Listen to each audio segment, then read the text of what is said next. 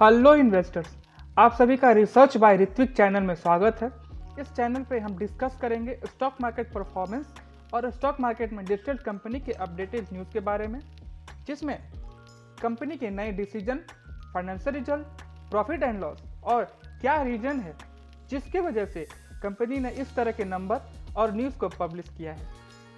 और आज हम जिस कंपनी के अपडेटेड न्यूज़ के बारे में बात करने वाले हैं उसकी कोई इंट्रोडक्शन की जरूरत नहीं है, क्योंकि वो एक कंपनी नहीं बल्कि वो एक पूरे बैंक सिस्टम को कंट्रोल करती है और वो है आरबीआई यानी रिजर्व बैंक ऑफ इंडिया, जहां पर आरबीआई ने अपडेट दिया है कि नेक्स्ट वीक से आरबीआई ने $16 बिलियन इंजेक्ट करने वाली है पूरे बैंकिंग सिस्टम में, ताकि पूरे बैंकिंग सिस्टम के पास जो लिक्विडिटी का शॉर्टेज हुआ है उसको बूस्ट कर सके। और ये शॉर्टेज क्यों हुआ है, कैसे हुआ है, उसके बारे में आपको आगे बताएंगे। तो फिर चलिए स्टार्ट करते हैं। आखिर आरबीआई क्यों पैसा इंजेक्ट करना चाहती है? तो पहली पॉइंट की बात करें तो टैक्स पेमेंट। जब कोई टैक्स पेयर और बिजनेसेस टैक्स का पेमेंट गवर्नमेंट को करता है थ्रू देयर बैंक अकाउंट, तो पैसा टैक्स पेयर के बैंक अकाउंट से डिडक्ट होकर आरबीआई के गवर्नमेंट अकाउंट में क्रेडिट हो जाता है, जिससे मनी का पूरे बैंकिंग सिस्टम में शॉर्ट टर्म के लिए शॉर्टेज हो जाता है, क्योंकि एक साथ बड़ा अमाउंट पूरे बैंकिंग सिस्टम से डिडक्ट होता है। सेकेंड पॉइंट की बात करें तो मेंटेनिंग लिक्विडिटी। आरबीआई सुनिश्चित करके यह चाहता है कि बैंक के पास अपने कस्टमर के डिमांड को फुलफिल करने के लिए और लोन प्रोवाइड करने के लिए सफिशिएंट मनी रहे, ताकि पूरी बैंक बिजनेस जो है स्मूथली रन हो सके। अगला पॉइंट हमारा है इकोनॉमिक स्टेबिलिटी। मनी की सप्लाई को मैनेज करके आरबीआई चाहता है कि इकोनॉमी स्टेबल रहे और किसी भी सडन तरीके से परेशानी को टैकल करने में बैंक को रेडी कर सके, लाइक कोरोना, डिमोनेटाइजेशन, जहां मनी की डिमांड एकदम से बढ़ गई थी लार्ज अमाउंट में। अगला पॉइंट जो हमारा है डॉलर या रुपी स्वैप। इस तरीके के ट्रांजैक्शन करके आरबीआई बैंक को हेल्प करता है, ताकि बैंक डॉलर या किसी अदर करेंसी से रुपी को ऑन द स्पॉट एक्सचेंज करे और यह स्मूथली हो सके। और यह तभी पॉसिबल है जब फंड की शॉर्टेज का प्रॉब्लम बैंक के पास ना हो।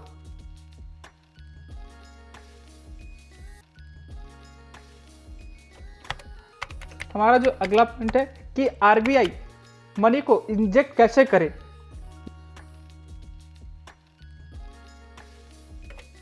हमारा उसमें फर्स्ट पॉइंट आता है कि आरबीआई जो है वो गवर्नमेंट बॉन्ड्स को बाय करके मनी को इंजेक्ट कर सकती है।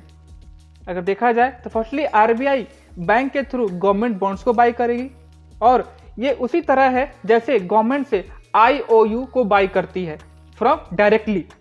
अगर आईओयू का मीनिंग समझे तो यह एक रिटन डॉक्यूमेंट होता है जो कि एक्नॉलेज करता है डेब्ट के बारे में बिटवीन टू पार्टीज को।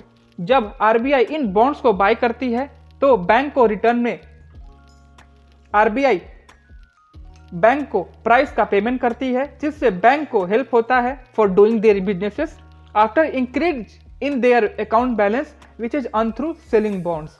और आरबीआई ने गवर्नमेंट बॉन्ड्स के प्राइस को भी इंक्रीज कर दिया है, ताकि बैंक के पास अधिक पैसे पहुंचे by selling this type of securities. और इसलिए आरबीआई का प्लान है कि 40,000 करोड़ की बॉन्ड्स को परचेस करें, जो कि लगभग $4.61 बिलियन होता है।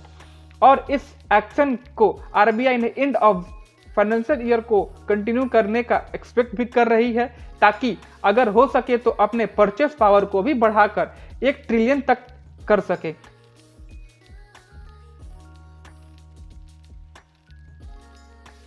अगला हमारा पॉइंट है open market operation. Open market operation की वजह से आरबीआई को हेल्प होता है कि आरबीआई गवर्नमेंट सिक्योरिटीज या बॉन्ड जैसे बेनिफिशियल चीज को बाई और सेल कर सकती है, जिससे मनी बैंक के पास बढ़े। क्योंकि जब आरबीआई सिक्योरिटीज को बाई करेगा तो आरबीआई पैसे को इंजेक्ट करेगा बैंकिंग सिस्टम में, और तब बैंक पैसे से इन्वेस्टमेंट करके प्रॉफिट अर्न करेगा और इंटरेस्ट रेट के अकॉर्डिंग मनी आरबीआई को प्रिंसिपल और प्रॉफिट अमाउंट वापस कर देगा जब सिक्योरिटीज की मैच्योरिटी खत्म हो जाएगी। अगला जो हमारा पॉइंट है सेकेंडरी मार्केट डेप्ट परचेस।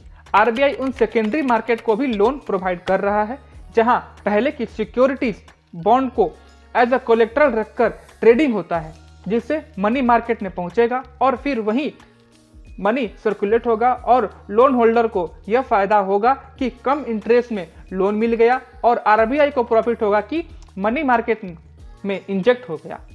अगला हमारा पॉइंट है variable rate repo auction. Money की सप्लाई को इंक्रीज करने के लिए आरबीआई बैंक के लिए ऑक्शन भी ऑर्गेनाइज करती है, जहां बैंक आरबीआई से शॉर्ट पीरियड के लोन बोरो कर सकती है।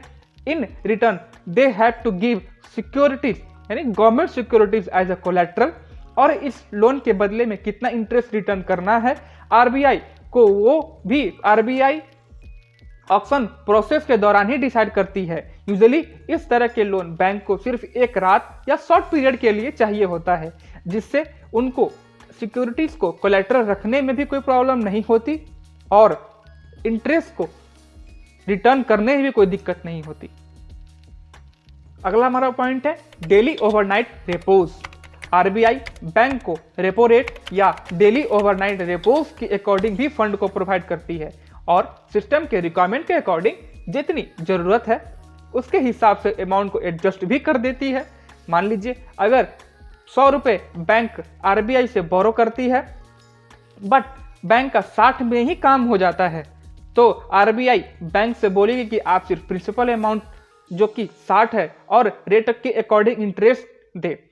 इस तरह के हेल्प से बैंक को शॉर्ट टर्म लिक्विडिटी को मेंटेन करने में जो फ्लक्चुएशन होता है उसको मैनेज करने में हेल्प होती है। अगला जो हमारा पॉइंट है impact on GST payment. RBI के पास इस तरह के मनी शॉर्टेज का प्रॉब्लम तभी आता है जब बिजनेसेस को यानी मार्केट के बिजनेसेस को जीएसटी का पेमेंट गवर्नमेंट को देना का टाइम आता है, जो कि फरवरी के 20 तक एवरी ईयर को होता है।